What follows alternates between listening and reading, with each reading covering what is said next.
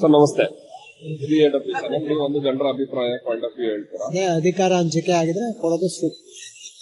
ಅಧಿಕಾರ ಅದೇ ಅಧಿಕಾರ ಹಂಚಿಕೆ ಅವ್ರಿಗೆ 2.5 ವರ್ಷ ಅಂತ ಆಗಿದ್ರೆ ಅದನ್ನ ಕೊಡ್ಬೇಕು. ಅದು ಏನಕ್ಕೆ ಕೊಡ್ಬೇಕು ಅನ್ನಿಸ್ತು? ಯಾಕೆಂದ್ರೆ ಒಂದು ಇದಲ್ವಾ, ಮಾತು ಅಲ್ವಾ. ಈಗ ಜನ ಬಂದ್ಬಿಟ್ಟು ಸಪೋರ್ಟಿವ್ ಆಗಿದ್ದಾರಲ್ಲ ಸಿದ್ದರಾಮಯ್ಯ ಅವರೇ ಇರುತ್ತೆ, ಆದ್ರೆ ಹಂಚಿಕೆ ಅಂತ ಆಗಿರುತ್ತಲ್ಲ. ಯಾವುದೇ ಸಣ್ಣ ಆಡಳಿತ ಇರ್ಲಿ ದೊಡ್ಡದಾಗಿರ್ಲಿ, ಒಬ್ರಿಗೆ ಮಾತು ಕೊಟ್ಟ ಮೇಲೆ ಕೊಟ್ಟಿರ್ತೀವಿ, ಅದು ನಡ್ಕೋಬೇಕು. ಮಾತಿನ ಮೇಲೆ ನಡಿಬೇಕು ಅಂತ ಹೇಳ್ತೀರಾ ನೀವು? ಹೌದಾ? ಆದ್ರೆ ಜನಕ್ಕೆ ಬಂದ್ಬಿಟ್ಟು ಬಡಪರ ಪಕ್ಷ ಬಡವರಿಗೆ ಅಂತ ಇದ್ದವ್ರೆ ಸಿದ್ದರಾಮಯ್ಯ, ಅದ್ರಲ್ಲಿ ಅವ್ರನ್ನ ಬಿಟ್ಕೊಡಕ್ಕೆ ಯಾರಿಗೂ ಆಗಲ್ಲ.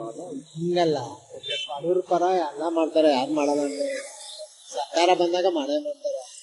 ಆದ್ರೆ ನಾವು ಒಂದು ಮಾತನ್ನ ಮಾಡಿರ್ತೀವಲ್ಲ, ಒಂದು ಆಶ್ವಾಸನೆ ಕೊಡ್ತೀವಿ, ಅದು ಉಳ್ಕೊಳ್ಳೋದು ಹಂಗೆ ಆಗಲ್ಲ. ಇವರೇ ದೊಡ್ಡವರೇ ಈ ರೀತಿ ಮಾಡಿದ್ವಿ, ಇನ್ನು ಸಣ್ಣವ್ರು ಮಾಡೋದು ಮಾಡ್ತೀವಿ.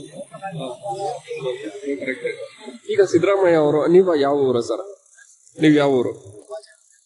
ಗುಂಡ್ಲುಪೇಟೆನಾ? ಅಲ್ಲಿ ಯಾರು ಅಲ್ಲಿ ಯಾರು ಪಕ್ಷ ಇದೆ?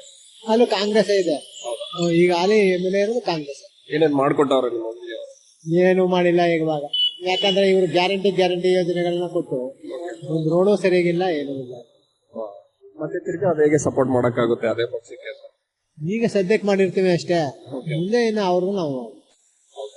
ನಿಮ್ಮ ಸಪೋರ್ಟ್ ಯಾರಿಗಿದೆ? DK ಶಿವಕುಮಾರ್ ಅಲ್ಲ, ಯಾರಿದ್ರೆ ನಮ್ಗೇನು ಅದಲ್ಲ, ಆದ್ರೆ ಅಧಿಕಾರ ಹಂಚಿಕೆ ಅಂದ್ಮೇಲೆ ಕೊಡ್ಲಿ ಅಂತ ಅಷ್ಟೇ.